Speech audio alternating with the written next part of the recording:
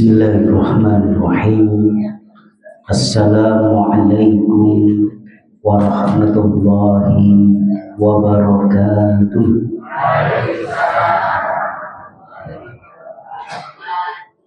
Alhamdulillah, alhamdulillahi rabbil alamin. Wassalatu wassalamu ala asyrafil anbiya'i wal mursalin, Nabiyyina Muhammadin wa ala alihi wa ashabihi wa tabi'ina ajma'in ila yaumiddin. Wa qad qala Allah ta'ala fi kitabihil karim, a'udzu billahi minasyaitonir rajim. Ya ayyuhalladzina amanu taqullaha haqqa tuqatih wa la tamutunna illa wa antum muslimun. Wa qala Rasulullah sallallahu alaihi wasallam, ittaqillaha haitsuma kunta wa atbi'is sayyi'atal hasanata tamhuha wa khaliqin nasa bi khuluqin hasanin. Fa inna asdaqal hadithi kitabullah wa khairal hadi hadi Muhammadin sallallahu alaihi wasallam wa syarral umuri muhdatsatuha fa inna kulla muhdatsatin bid'ah wa kulla bid'atin dhalalah wa kulla dhalalatin finnar. Ma'asyiral muslimin wa zumratal mu'minin, arsyadakumullah. Pertama dan yang paling utama, marilah kita tingkatkan rasa syukur kita kepada Allah Azza wa Jalla. Kita perdalam kesadaran kita akan betapa besar kenikmatan dari Allah yang telah kita terima. Ketika kita mengingat-ingat kenikmatan dari Allah yang ada pada diri kita, ketika kita melakukan yang namanya ta'dadul ni'am, menghitung-hitung kenikmatan Allah, ini sebenarnya bukan hanya kita menjalankan kewajiban dari Allah Subhanahu wa ta'ala untuk bersyukur, bukan hanya nanti akan mendapatkan tambahan nikmat sebagaimana firman Allah Subhanahu wa ta'ala, la in syakartum la azidannakum wa la in kafartum inna adzabi lasyadid. Tetapi menghadirkan kesadaran akan betapa besar kenikmatan dari Allah, berusaha mengingat-ingat, menghitung-hitung nikmat Allah meskipun nggak bisa, karena Allah sendiri menegaskan wa in ta'uddu nikmatallahi la tuhsuha. Jika kalian menghitung nikmat Allah Subhanahu wa ta'ala nggak mungkin bisa, tetapi kita harus terus-menerus menghitung dan mengingatnya, menghadirkan kesadaran betapa banyak nikmat Allah Subhanahu wa ta'ala, di mana itulah yang akan menjadi kunci kebahagiaan kita semua. Bapak-bapak, ibu-ibu, semuanya pengen bahagia. Bahagia itu ternyata bukan soal punya harta banyak atau sedikit, punya jabatan, pangkat, posisi atau tidak, tetapi kebahagiaan itu adalah terkait erat dengan kesyukuran hati. Banyak orang-orang yang kalau dilihat dohirnya punya kenikmatan yang begitu banyak, punya kekayaan, rumah mewah, pangkat jabatan, tapi ternyata belum tentu bahagia. Belum tentu bahagia. Dulu sempat viral, ada seorang pasangan, yang satu pengusaha kaya raya, ya, punya perusahaan, punya stasiun televisi, punya bank dan lain sebagainya. Istrinya artis, tetapi terpaksa ditangkap dan dimasukkan penjara karena sama-sama ngefly, sama-sama mengkonsumsi narkoba. Katanya untuk menambah kebahagiaan, untuk melupakan sejenak masalah-masalah kehidupan. Kurang apa padahal? Popularitas punya, kekayaan punya, yang satu ganteng gagah, yang satu cantik. Kurang apa? Tetapi begitulah, karena kebahagiaan ini bukan soal banyak sedikit harta, tetapi kebahagiaan itu adalah kesyukuran hati.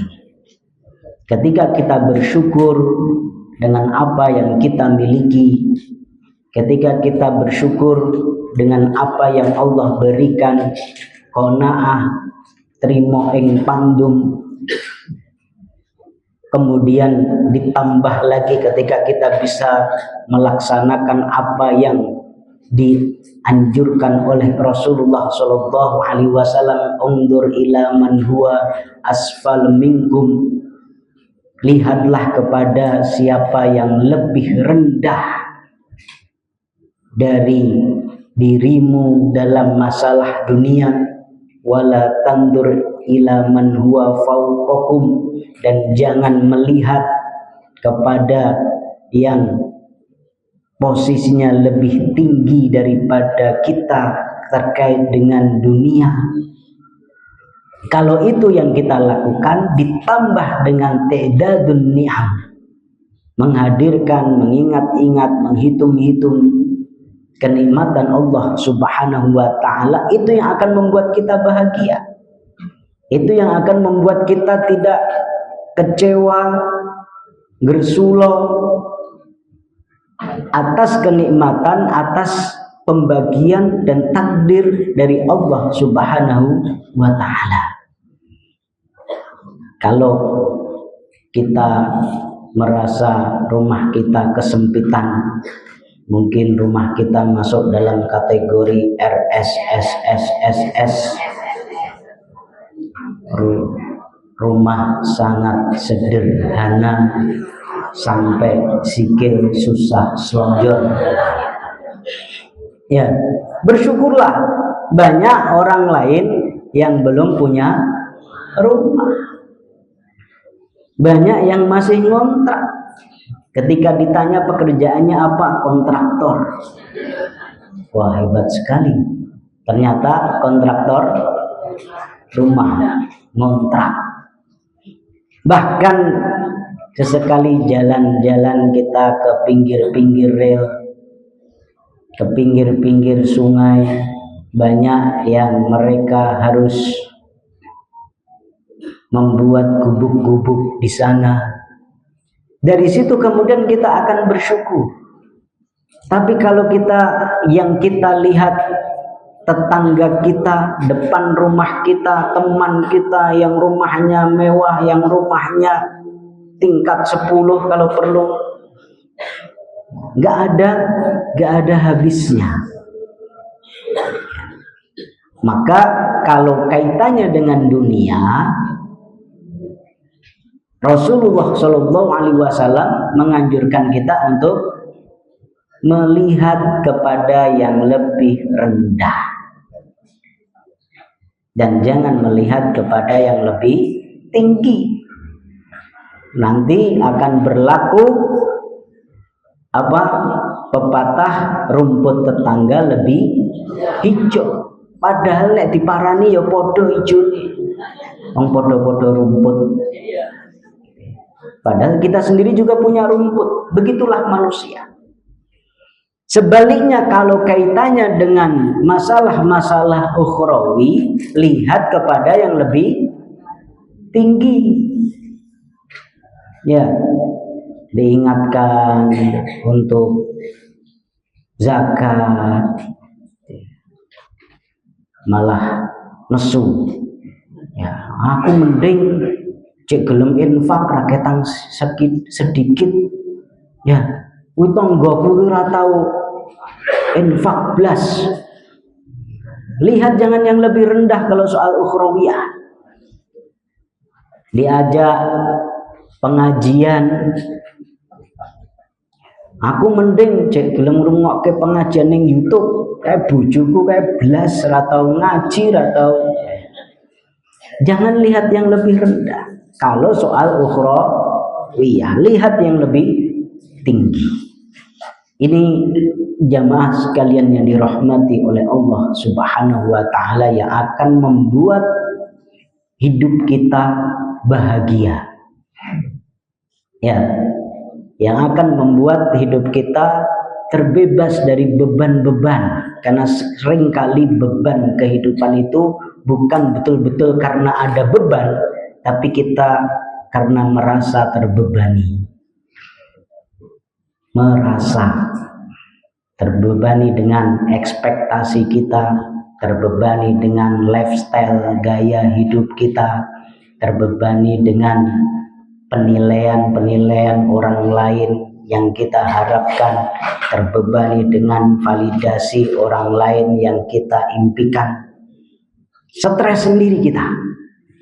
Tapi ketika kita bisa membangun mindset, membangun pandangan, mengatur rasa kita, termasuk rasa syukur kita, kita akan menjadi manusia paling bahagia. Salawat dan salam jemu-jemunya kita haturkan kepada junjungan kita Nabiullah Muhammad sallallahu alaihi wasallam, qudwah kita, uswah kita, tauladan kita semua, di mana Rasulullah sallallahu alaihi wasallam memotivasi kita untuk bisa istiqomah dalam bermajelis ilmu, di mana beliau bersabda, majtama'a qaumun fi baitin min buyutillah, tidaklah berkumpul sekelompok emak-emak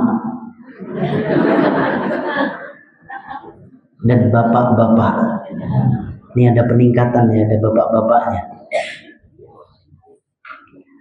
Sekelompok manusia di salah satu rumah Allah. Jadi hadisnya jelas, fi baitin min buyutillah. Ketika kita kajian di masjid itu ada fadilah tambahan, ada fadilah khusus daripada kajian di tempat-tempat yang lain. Di lapangan mungkin, tablik akbar, atau di hotel. Sekarang lagi ngetren Bu ya, pengajian neng hotel. Enak mana Bu, di hotel atau di masjid? Hotel belum datang bayar parkir, sanajan gratis. Napa mulai bayar? Ya, sekarang mulai banyak ya tren-tren pengajian eksklusif di hotel. Ya nggak apa-apa, kalau saya termasuk itu hanya masalah ijtihadiyah teknis, ya mungkin perlu fokus, mungkin perlu nyaman. Yang penting tujuannya bukan komersil, tentu untuk bayar sewa hotel, untuk bayar snack dan lain sebagainya, dibutuhkan biaya hingga kemudian pengajiannya berbayar. Ya. Tetapi kalau kita pengajiannya di masjid sesuai dengan hadis ini, ada fadilah ziyadah. Karena Rasulullah menyebutkan fi baitin min buyutillah, di salah satu rumah Allah Subhanahu wa taala. Panjenengan ini tadi berangkat ke masjid dari rumah masing-masing, setiap langkah kita ini diganjar pahala. Apalagi kalau ke masjidnya sambil membaca doa yang disunahkan, Allahumma ja'al fi sadri nura wa fi wajhi nura wa fi lisani nura wa an yamini nura wa an shimali nura wa an fawqi nura, Allahumma a'zim fiyya nura. Ya Allah, tambahkanlah cahaya pada diriku, pada hatiku, pada pikiranku, pada mataku, pada lisanku, dari samping kanan, samping kiri, dari atas, dari bawah. Luar biasa. Kemudian ketika panjenengan tadi masuk ke masjid, niat bukan hanya untuk thalabul ilmi, tetapi untuk iktikaf.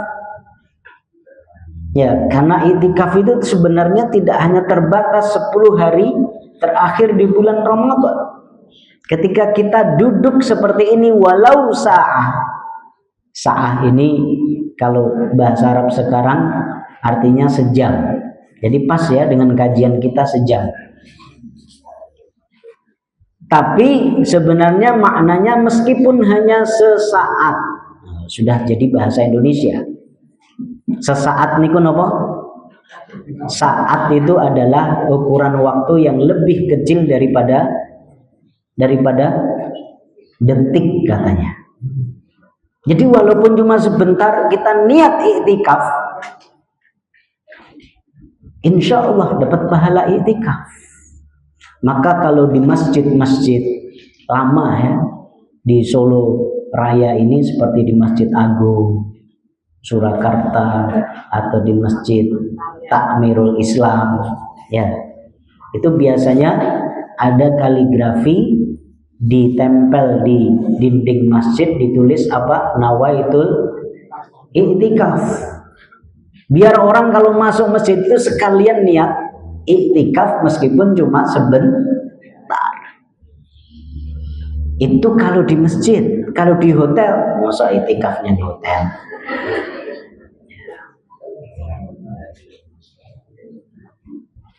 Fi baitin min buyutillah yatluna kitaballah. Mereka ini membaca kitab-kitab Allah. Tadi sudah dimulai dengan tilawah, ibu-ibu? Sudah, nggih? Ya. Kalau belum harus. Karena itu merupakan manhajut ta'lim dalam Quran. Bagaimana peran fungsi dakwah para nabi dan rasul itu Allah jelaskan apa? Rabbana wa ba'ath fihim rasulan minhum yatlu alaihim ayatika wa yu'allimuhumul kitaba wal hikmata wa yuzakkihim. Ada ta'lim, ada tazkiyah, tapi sebelumnya dimulai dengan tilawah. Wa yatadarasunahu bainahum, gak sekedar tilawah saja tetapi dikupas makna-maknanya. Maka ada pengajian, pembahasan akan ayat-ayat Allah Subhanahu wa taala, hadis-hadis Rasulullah sallallahu alaihi wasallam. Apa kata Rasulullah? Illa hafathumul malaikah, kecuali akan dinaungi oleh sayap-sayap malaikat. Wa ghasyiyat alaihimur rahmah, turun pada majelis kita ini rahmat dari Allah Subhanahu wa taala. Wa dzakarallahu fiman indah, bagaimana Allah Subhanahu wa taala akan membanggakan apa yang kita lakukan ini di hadapan para malaikatnya. Ibu-ibu kalau dibanggakan oleh suaminya seneng napa mboten? Hah? Kalau dipuji, ya, kalau dipuji sama suaminya dan kita enggak berada di depannya, dia lagi ngobrol sama temennya, bojo kepijan, masya Allah kematine karo aku gitu. Nah, kita dengar dari balik pintu kan rada mekrok, hidungnya mekrok. Dibanggakan sama Pak RT, Pak RW, wah itu ibu PKK teladan. Panggil dapat apresiasi dari Pak Camat, dari Bupati, nopo mulih Gubernur, nopo mulih Presiden. Bangga nopo mboten? Bangga. Nah, ini kita bukan dibanggakan di hadapan manusia yang lemah, yang sedikit ini, tetapi kita dibanggakan oleh Allah Subhanahu wa taala di hadapan malaikatnya. Padahal malaikat niku wakeh tenan jumlahnya. Ya, disebutkan dalam surah As-Saffat oleh para mufasir menjelaskan bahwasanya tidak ada satu jengkal pun space di langit kecuali di situ ada malaikatnya. Kalau kita di dunia ini kan agak longgar-longgar ya, ibu-ibu penuh padat nih, bapak-bapak masih banyak yang longgar. Ya. Solo mungkin rumahnya padat, tetapi nanti minggir sedikit sudah banyak sawah. Masih banyak space-space yang belum diisi oleh manusia. Itu padahal cuma di bumi. Bumi itu kalau dibandingkan dengan planet-planet yang lain, apalagi dibandingkan dengan matahari, kecil sekali. Nah, ini malaikat memenuhi semua, dan Allah Subhanahu wa taala membanggakan apa yang kita lakukan ini di hadapan para malaikatnya. Napa mboten melok? Ya. Maka mudah-mudahan Allah berikan kepada kita keistiqomahan ya, untuk terus bertolabul ilmi.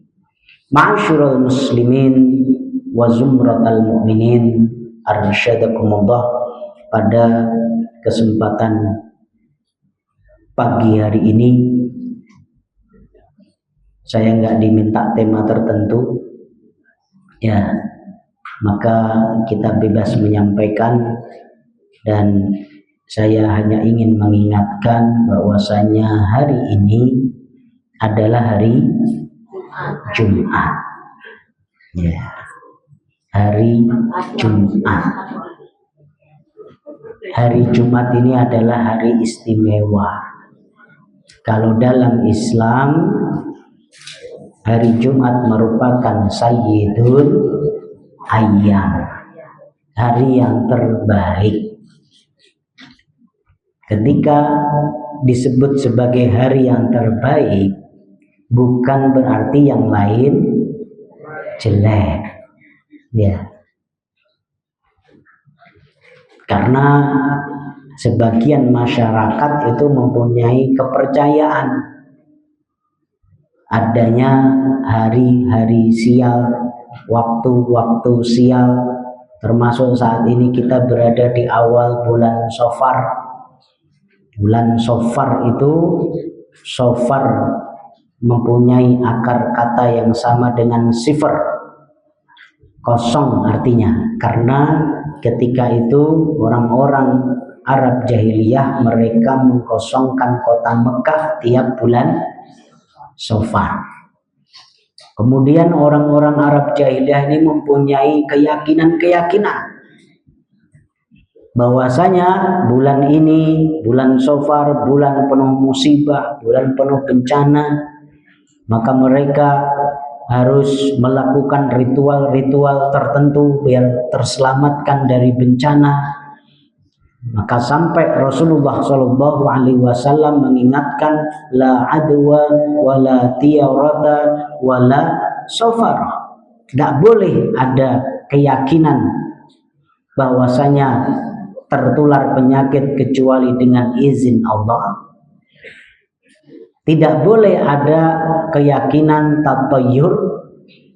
Ya, tatoyur niku kalau kita mau pergi keluar rumah tiba-tiba datang burung tertentu, kemudian nggak jadi pergi. Wah, kiono mano apa datang ini tanda siang nih. Nanti kena aku metu bakal tabrakan ini. Wes rasido metu padahal arep pengajian. Rasido metu pengajian. Ya. Atau misalnya kita punya keyakinan-keyakinan tertentu kedutan. Ibu-ibu suka kedutan? Nah, wah ini tanda mau dapat paket COD. Bayar ya, paket gratis. Nah, ini keyakinan-keyakinan seperti ini masuk dalam tatoyur. Gak boleh. Ya, nggak boleh kita merasa sial karena melihat sesuatu. Kemudian wala sofaro, begitu juga nggak boleh ada perasaan sial, keyakinan apa kesialan terkait dengan bulan Safar. Ya, ini penting sekali. Karena apa? Karena semua hari itu baik, semua bulan itu baik, termasuk bulan Safar ini. Maka kemudian ketika Rasulullah Shallallahu Alaihi Wasallam menjelaskan bahwasanya hari Jumat adalah Sayyidul Ayyam, hari yang terbaik, itu bukan berarti hari yang lain jelek, gitu. Dan kita seringkali melakopi atau mempercayai hari-hari tertentu itu buruk. Ya, Rabu terakhir bulan Safar harus begini, harus begitu, kalau enggak nanti datang musibah. Malam Jumat Kliwon. Nah, biasanya malam Jumat Kliwon ngapain, Pak? Nah, itu kan kesannya serem gitu ya. Sampai jadi judul film gitu. Hari Jumat yang merupakan Sayyidul Ayyam bahkan sejak malamnya, karena dimulainya hari pada kalender Hijriyah itu dimulai dari Maghrib. Jadi Maghrib kemarin, hari Kamis itu sudah mulai masuk malam Jumat atau masuk dalam hari Jumat, berakhir nanti Maghrib. Sesuatu yang istimewa tanpa menafikan keistimewaan atau kebaikan hari-hari yang lain. Di mana banyak sekali fadilah-fadilah, keutamaan-keutamaan di hari Jumat ini. Di antaranya yang jangan sampai kita lewatkan adalah bagaimana kita memperbanyak sholawat untuk baginda Rasulullah Shallallahu Alaihi Wasallam. Banyak riwayat-riwayat yang terkait dengan itu. Adanya keutamaan lebih ketika kita memperbanyak sholawat di hari Jumat. Kemudian disunnahkan juga bagaimana kita membaca surah Al-Kahfi. Meskipun sebagian ulama berpendapat hadisnya lemah, tetapi ada ulama-ulama yang lain yang menghasankannya. Ya, tentang fadilah membaca surah Al-Kahfi pada hari Jumat. Man qara'a suratal kahfi adha'a lahu bainal jum'atain. Adha'a lahu nurun bainal jum'atain. Barang siapa yang membaca surah Al-Kahfi pada hari Jumat, maka dia akan mendapatkan cahaya, akan disinari hidupnya pada satu pekan yang akan datang, antara 2 Jumat berikutnya. Maka ibu-ibu jangan hanya yasinan kalau hari Jumat, tetapi juga kahfian. Ya, harus pengajian apa? Pengajian kahfian. Nah, bagus juga. Tadi misalnya tilawah kita yang dibacakan adalah surah Al-Kahfi. Soalnya kok nek maca dhewe-dhewe nyang omah lagi entuk rong halaman wis ngantuk. Baru dapat 3 halaman wis dolanan HP. Ora rampung. Tapi kalau bareng-bareng ya insya Allah selesai. Kahfian. Ya. Kemudian kalau bisa bukan hanya dibaca, tentu ketika Rasulullah Shallallahu Alaihi Wasallam menyarankan, menganjurkan kepada kita untuk banyak membaca surah Al-Kahfi itu ada tujuannya. Karena kandungan-kandungan surah Al-Kahfi itu dahsyat ibu-ibu. Dan sangat relevan dengan kondisi kita di akhir zaman. Ada tentang cerita Ashabul Kahfi, mengajarkan kepada kita keistiqomahan, keteguhan dalam memegang prinsip-prinsip keimanan, keislaman, meskipun zaman sudah rusak. Itu dialami oleh Ashabul Kahfi. 7 orang ini plus 1 anjing, ya, terpaksa harus berlari sembunyi di gua karena menjaga keimanannya, karena semua masyarakat ketika itu rusak. Mereka nggak mau ikut rusak. Kalau bahasa kita zaman itu adalah zaman edan. Nek ora edan ora komanan. Nah, mereka nggak mau ikut edan. Kowe wae sing edan. Aku wegah. Nah, zaman sekarang ini kan mulai mirip-mirip Bu ya. Orang jujur malah ajur. Jarine jujur mujur, tapi jujur malah ajur. Ya. Yang berkhianat, yang korupsi malah aman. Pinter-pinter ora kepilih. Sing kepilih malah kula mboten nyebut iki, soalnya niki direkam.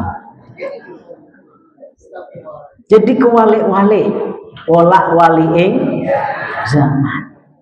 Kalau bahasa sinetron emak-emak, dunia terbalik. Maka ketika kita membaca surah Al-Kahfi, kita akan diingatkan terus kowe dadi kaya Ashabul Kahfi. Aja melu sanajan ora koma rapuh. Orang yang ngasih rezeki kita adalah Allah. Ya, ini penting sekali. Ada cerita tentang Dzulqarnain. Ya, ada cerita tentang tauhid, keimanan. Banyak hal yang bisa kita ambil dari surah Al-Kahfi ketika kita ulang-ulang setidaknya sepekan sekali.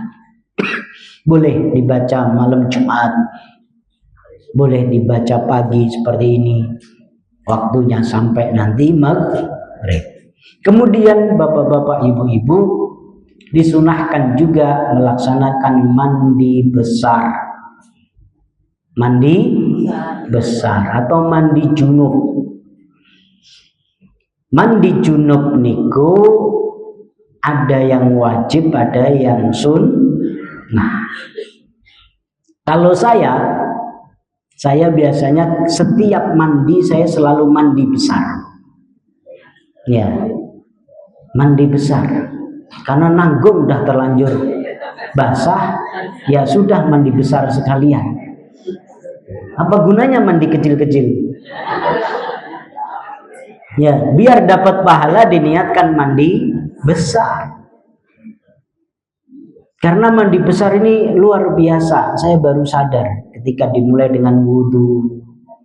Itu membuat tubuh kita tidak shock, tidak kaget. Cobi jenengan adus, adem-adem, apalagi cuacanya kayak gini, nah esok adem banget ya Bu. Nah, tiba-tiba gebyur-gebyur, waduh, kaget, marahi stroke nih Bu. Ya, tapi masya Allah ketika dimulai dengan wudhu, tangannya dulu, ya, rasakan nanti ketika mandi gebyar-gebyur niku pun siap. Butuh apa? Tubuh kita ini butuh pelan-pelan. Ya, butuh pelan-pelan. Jadi kalau saya mandi, tiap mandi itu mandi besar, karena memang itu yang paling pas buat tubuh kita. Di samping dapat pahala. Nah, di hari Jumat ini disunahkan mandi besar. Disunahkan mandi besar. Ya.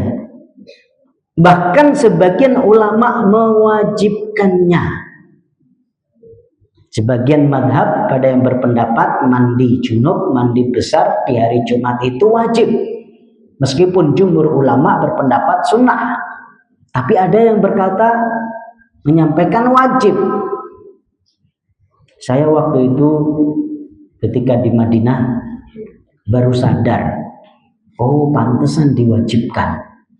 Karena apa Pak? Di beberapa negara, termasuk negara-negara yang mempunyai 4 musim, ada musim dingin, ada musim panasnya, terutama pas musim dingin, ajeng mandi niku males banget. Ya, panjenengan mandi sehari sekali niku sregep niku. Ya, rajin. Nah, itu kalau dibiarkan sampai seminggu nggak mandi, ya nggak bagus juga. Meskipun memang biasanya udaranya kering, jadi nggak mandi itu nggak bau, karena memang tidak berkeringat seperti ketika kita berada di Khatulistiwa seperti ini, daerah kita, daerah tropis. Ya, maka paling tidak dicegati wenek ratus bablas nganti sebulan kebangetan. Ya. Mulane adusa raketan seminggu bisa.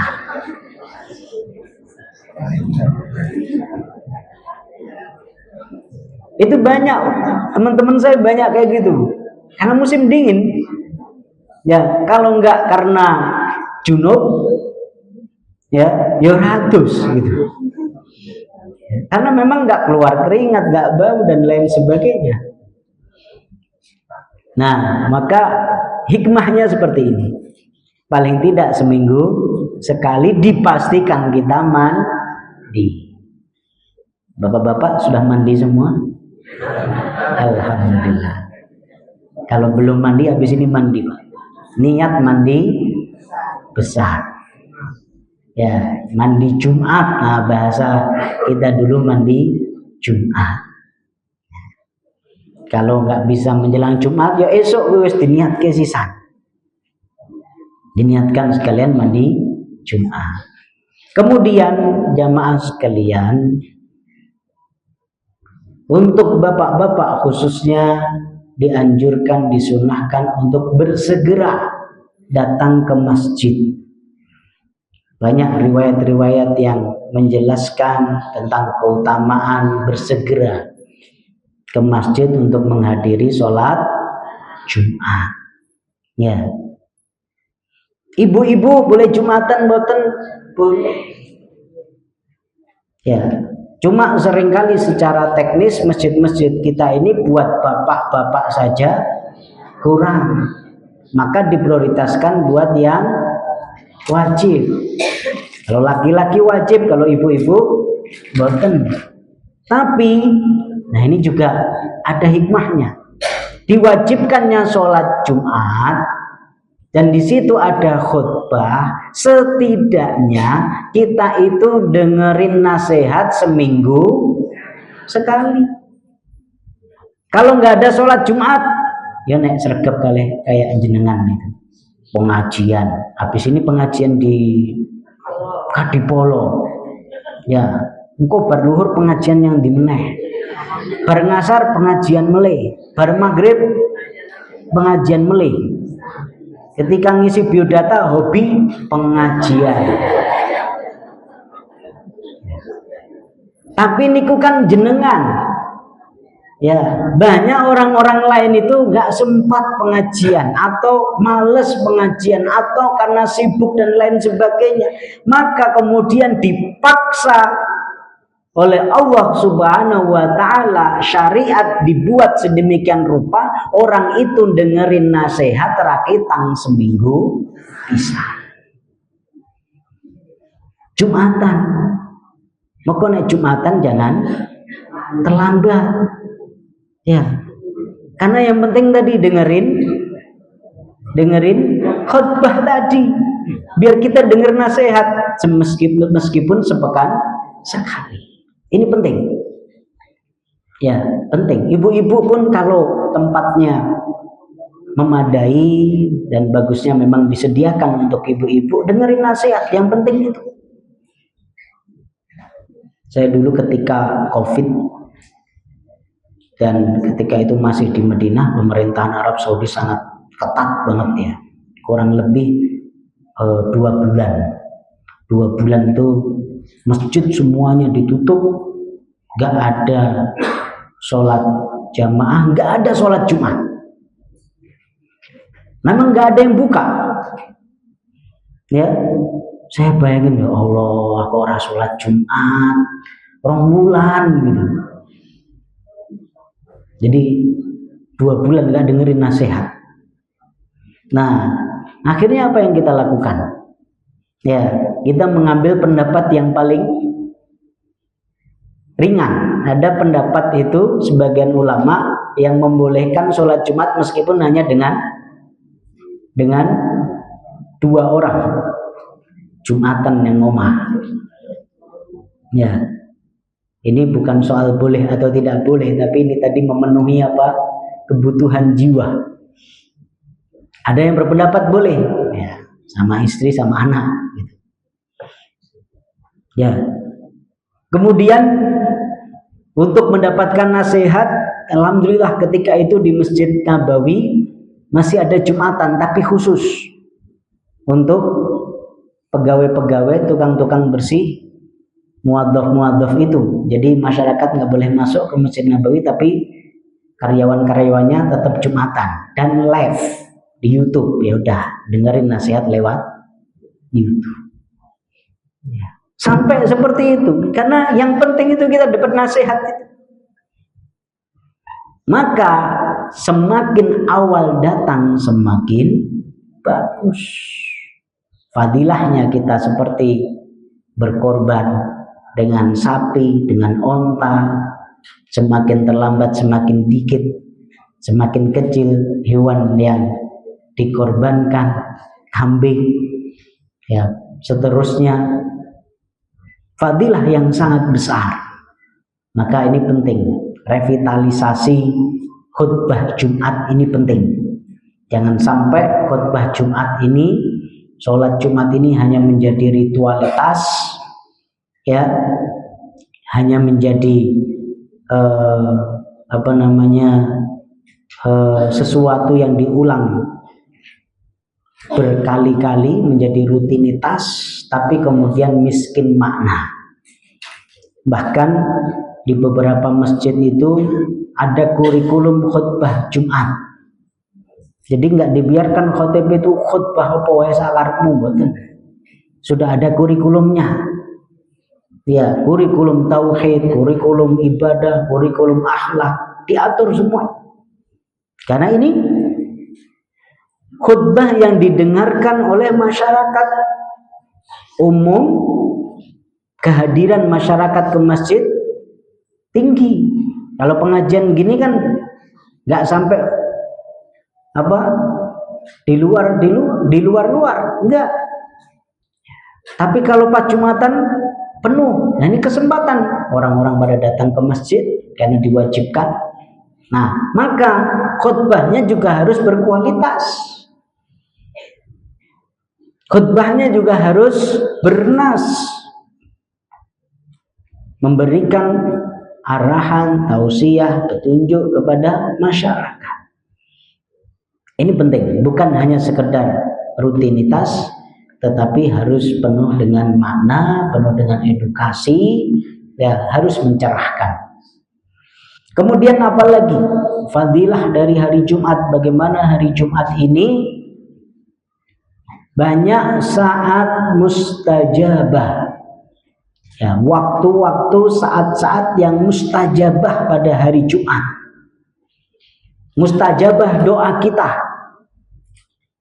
Para ulama berbeda pendapat waktu mustajab di hari Jumat itu kapan saja. Ada yang berpendapat seluruh waktu. Ada yang berpendapat mustajab itu adalah waktu-waktu saat kita menunggu khatib naik ke mimbar. Maka kalau yang datangnya terlambat, nggak kebagian gitu. Malaikat pencatatnya wes orang mulai. Sudah tutup buku, ikut dengerin. Ya. Ada yang berpendapat waktu mustajab itu bainal khutbatain, antara dua khutbah. Ya. Antara dua khutbah. Jadi kalau pas antara dua khutbah niku jenengan ampun ngantuk. Ya. Jangan malah ngalamun. Itu adalah waktu yang mustajab. Antara dua khutbah ketika khatib sedang duduk dongo yang hanya cuma sebentar, beberapa detik saja, itu mustajab. Ada juga yang berpendapat waktu mustajab pada hari Jumat itu adalah qubailal maghrib, antara asar dengan maghrib, khususnya menjelang sholat maghrib. Maka Bapak Ibu yang pernah haji, pernah umroh, kalau pas hari Jumat menjelang maghrib, orang-orang pada ya angkat tangan berdoa. Nah itu mereka meyakini berdasarkan hadis yang ada, ya kata Rasulullah, iltamisu, carilah waktu kemustajaban itu pada menjelang maghrib pada hari Jumat. Ini jangan sampai terlewat, ibu-ibu. Ibu-ibu di rumah tidak harus di masjid. Menjelang Jumatan, menjelang maghrib di hari Jumat, ya, siap-siap lebih awal untuk sholat maghrib. Doa dulu. Ya, doa dulu. Ini penting. Kemudian jamaah sekalian, waktu kita tinggal 5 menit. Ya.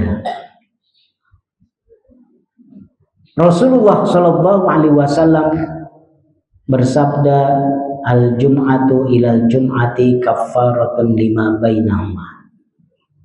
Antara Jumat yang satu dengan Jumat yang lain itu akan menjadi kafarah, akan menjadi penghapus dosa kita, khususnya dosa-dosa kecil. Ya. Jadi ketika kita tadi bisa memanfaatkan, memaksimalkan momentum-momentum ibadah di hari Jumat, ini akan menjadi kafarah, penghapus dosa. Dan kalau kita lihat rangkaian hadis terkait dengan itu, al-hajju ilal hajji wal umratu ilal umrati wal ramadan ilal ramadan wal jum'atu ilal jum'ati was sholawatul khams kafaratun lima bainahuma, bahwasanya haji yang kita laksanakan, umrah yang satu ke umrah yang lain, Ramadan yang satu ke Ramadan yang lain, hari Jumat yang satu ke Jumat yang lain, sholat 5 waktu yang kita laksanakan itu menjadi kafarah, penghapus dosa, itu sekaligus sebagai mahattatul hayah, sebagai stasiun kehidupan. Karena pada hakikatnya Bapak Ibu sekalian, kita ini sebagai manusia adalah abirus sabil, seperti orang yang lewat saja. Di dunia ini kita cuma lewat. Rumah asli kita di surga, dan kita seharusnya balik lagi ke rumah, ke surga. Nah, dalam perjalanan kehidupan kita di dunia itu, kita butuh stasiun-stasiun. Kita butuh terminal-terminal untuk berhenti sejenak. Jenengan kalau berangkat dari Solo ke Jakarta, ya biasanya bablas 8 jam atau mandek dulu ke pom bensin. Ya, istirahat. Nah, penumpangnya kuat, sopirnya ya butuh ke kamar mandi, butuh ngisi bensin, butuh beli kopi, butuh makan kalau belum makan. Kita butuh berhenti sejenak. Hidup kita juga seperti itu, butuh berhenti sejenak. Jangan kita biarkan berjalan terus, beraktivitas terus tanpa kita mempunyai waktu-waktu untuk berhenti sejenak, memikirkan kehidupan kita secara mendalam, untuk melakukan yang namanya deep thinking, berpikir mendalam dengan proses kehidupan kita ini. Maka hari Jumat sebagai stasiun kehidupan kita dalam rentang waktu pekanan, kalau haji tadi seumur hidup, kalau umroh tadi juga mungkin tahunan, sulit rasanya kita umroh tiap tahun. Ya, Ramadan tadi adalah periode stasiun kehidupan 1 tahun. Sedangkan Jumat ini adalah stasiun kehidupan kita pekanan. Maka selain tadi kita fokus dengan ibadah-ibadah yang tadi kita sebutkan, hendaknya kita gunakan sebagai stasiun kehidupan untuk berhenti sejenak. Berhenti untuk mengevaluasi sepekan yang lalu. Saya sepekan kemarin ngapain aja ya? Ya, sudah mendapatkan pahala apa saja ya? Sudah beramal baik apa saja ya? Kemudian sudah melakukan dosa apa saja ya? Istighfar terus. Ya. Kemudian selain itu kita melakukan tahtid, planning, perencanaan untuk 1 pekan yang akan datang. Buka kalender, buka jadwal sepekan yang akan datang, acaranya apa saja nih? Tanggal 7 Jagong, tanggal 8 pengajian, tanggal 9 dolan. Ya. Jelas kita siapkan. Ya, kita atur hidup kita seimbang. Kebutuhan spiritual kita penuhi, kebutuhan jiwa kita penuhi, kebutuhan finansial kita penuhi. Kalau itu yang kita lakukan, kira-kira hidup kita itu bagaimana? Jos. Hidup kita akan mantap, hidup kita akan progresif. Selama ini kita biasa-biasa saja. Ya, apalagi kalau sudah usia-usia 40 tahun ke atas, yang seharusnya itu adalah usia emas. Rasulullah diangkat menjadi nabi itu usia 40 tahun. Niku cong-congin. Ya. Tapi kita kalau udah usia 40 tahun malah beleret. Merasa hidup sudah mapan, wis di omah, wis di bojo, wis di anak, duwe gaji tetap, ya wis. Itu minimalis. Seharusnya meningkat terus. Nah, cara untuk meningkat itu selalu dievaluasi, selalu bikin proyeksi.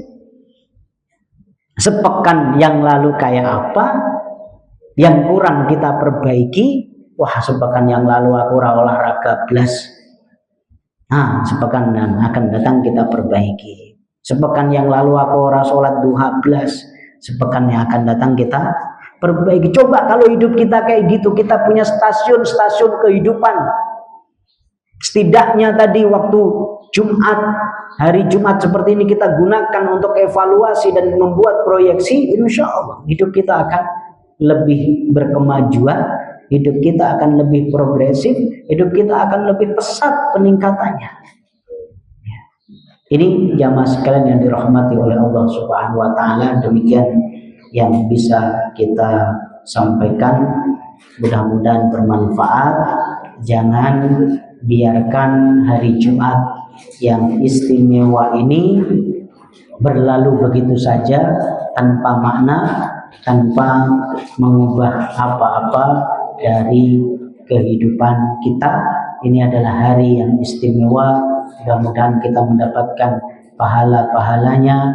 Mudah-mudahan kita tercerahkan menjadi stasiun kehidupan kita hari Jumat ini untuk bisa membuat kehidupan kita lebih maju, kehidupan kita lebih bermakna, setidaknya sepekan yang akan datang.